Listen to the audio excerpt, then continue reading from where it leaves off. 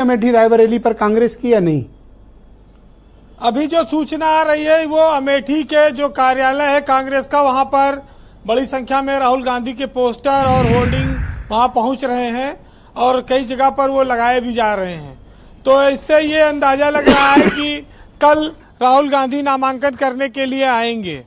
कांग्रेसियों में उत्साह है, लेकिन अभी नीचे शायद ये बात पूरी तरह से स्पष्ट नहीं की गई है। देखिए, देश में कांग्रेस चाहे जिस स्थिति में हो, लेकिन उत्तर प्रदेश में 17 सीटों पर वो लड़ रहे हैं और इस उम्मीद में लड़ रहे थे कि अमेठी और रायबरेली तो कांग्रेस का परिवार लड़ेगा ही।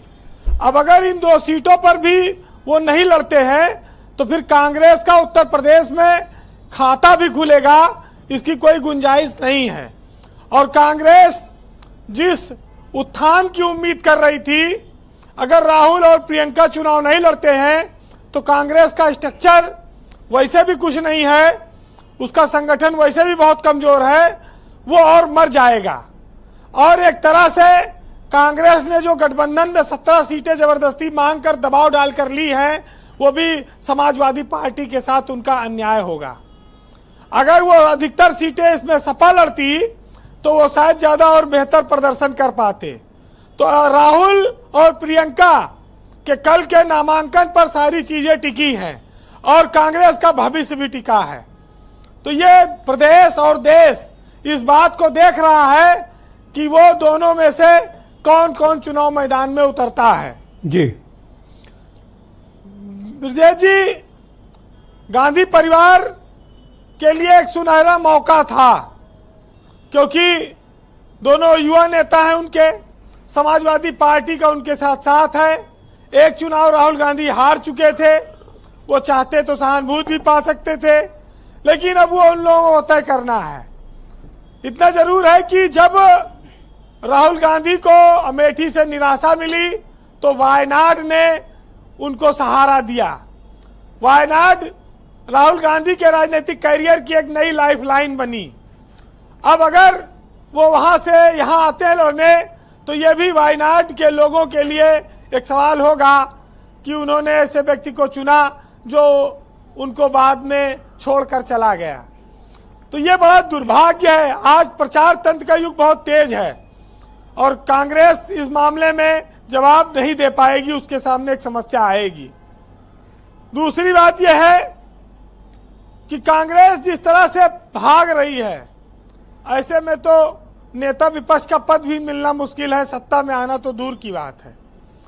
आप बंगाल में अकेले लड़ रहे हैं, ममता ने कोई सहारा नहीं दिया। यहां 17 सीटें मिली, यहां पर भी पूरे पे अभी वो स्पष्टता नहीं आई। और गुजरात में, मध्य प्रदेश में ज्यादा स्थिति ठीक नहीं है। राजस्थान में शायद कुछ सीटें ये पाने की उम्मीद कर रहे होंगे। तो कांग्रेस के 2 प्रत्याशी तो पर्चा भर के भाग गए। एक तो गुजरात में निर्दलीय वो निर्विरोध करा दिया, दूसरा मध्य प्रदेश में करा दिया। तो कांग्रेस के सामने संकट कई सारे हैं।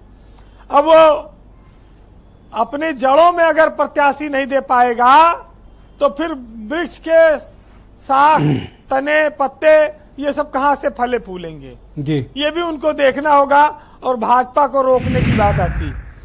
ब्रजेश जी, आज दबदबा सिंह का समापन हो गया।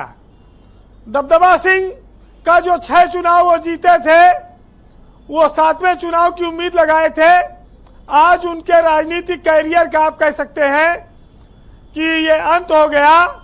अब उनकी राजनीतिक विरासत उनकी आगे की पीढ़ी संभालेगी। ब्रिजभूषण शरण सिंह को चाहे आप मान लीजिए कि पहलवानों की बददुआ लग गई, या रेवन्ना कांड गलत टाइम पे हो गया कर्नाटक का, जिसकी वजह से उनका टिकट कट गया। अब उनके रेवन्ना का इनसे कनेक्ट हो गया। देखिए, रेवन्ना का कांड चूंकि भाजपा में वो सहयोगी हैं और एक नारा है भाजपा का कि बेटी पढ़ाओ बेटी बचाओ। कांग्रेस जितना घेर रही है इस पर, ऐसे में वो ब्रिजभूषण को टिकट देने में इसीलिए वो असमंजस में थी, क्योंकि तो क्या ब्रिजभूषण के राजनीतिक कैरियर का समापन? बिल्कुल समापन है, ये अंत है। अब वो सक्रिय नहीं रह जाएंगे अब वो मार्गदर्शक मंडल वाली भूमिका में आ गए हैं। अब परिवार में एक बेटा सांसदी लड़ेगा, एक बेटा विधायक है। अब वही आगे जो एक बार बन जाता है तो फिर अब पिताजी दोबारा से कहाँ सक्रिय हो पाएंगे सियासत में, ये आप इसको उसी तौर पर देख सकते हैं। वैसे उनका लड़का उत्तर प्रदेश कुश्ती संघ का अध्यक्ष पहले से है और कुश्ती आप जानते ही हैं कि कितना लगाव था ब्रिजभूषण का। कैसरगंज में आज वो प्रत्याशी हो गया, मैनेजमेंट भी किया, विदेश में पढ़ा भी है, तो टेक्नोलॉजी के साथ भी अब आगे बढ़ेगी। ब्रिजभूषण का तो कुश्ती भी चला गया, सांसदी भी चाह ही रही है, चली ही गई, टिकट भी कट गया। अरे गौवा में तो कही है कि सांसद जी के पिताजी, विधायक जी के पिताजी एक अरे साथ, जिसका होता है ना वीरेंद्र जी, फिर वो हाथ आता नहीं, वही अपने को कहलाता है। भाई एक साथ 2 पदवी उनके पास रहेगी। बाकी पहलवान तो वो पहले से हैं, स्कूल कॉलेज शिक्षा का उनका बड़ा योगदान है, उस पर वो अपना समय काटेंगे। फिलहाल ये कह सकते हैं कि भाजपा ने अपने पत्ते क्लियर कर दिए हैं जी। कांग्रेस पत्ते क्लियर करने में डर रही है, आखिरी वक्त में नामांकन करने आ रही है। ऐसी क्या बात है, कौन सा ऐसा रहस्य है जो वो छुपा के कोई बहुत लाभ पा जाएगी? इससे कोई लाभ नहीं है। हाँ, थोड़ी चर्चा जरूर उनको मिल रही है और हो सकता है कि वो बीजेपी को गच्चा देने के लिए लगे हो कि कोई और अरे इसमें कौन सा गच्चा, नॉमिनेशन तो करना ही पड़ेगा, चुनाव लड़ना है तो वो कोई और तिकड़म न कर पाए, आखिरी वक्त में किया जाए नामांकन। ओके। वैसे भाजपा ने देखिए ब्रिजभूषण के मामले में कहा जाए तो ब्रजेश जी, जो मछली का तेल होता है उसी तेल से मछली को तल दिया। मछली के तेल से ही मछली को तल देने की कला ये भाजपा के पास ही है। और मतलब बड़ी ऊंची बात कह जाते हैं आप कभी कभी। दूसरी चीज आ गई। बहरहाल सुनिएगा, ये लोकतंत्र है। इस लोकतंत्र की खूबसूरती यही है कि जो लगता है कि बहुत बुलंदी पर है, बहुत मजबूत है, अचानक से वो गायब हो जाता है।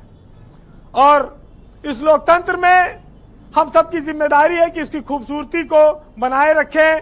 निदा फाजिली का एक शेर है, सुनिएगा कि बदला ना अपने आप को, जो थे वही रहे, और मिलते रहे सभी से मगर अजनबी रहे।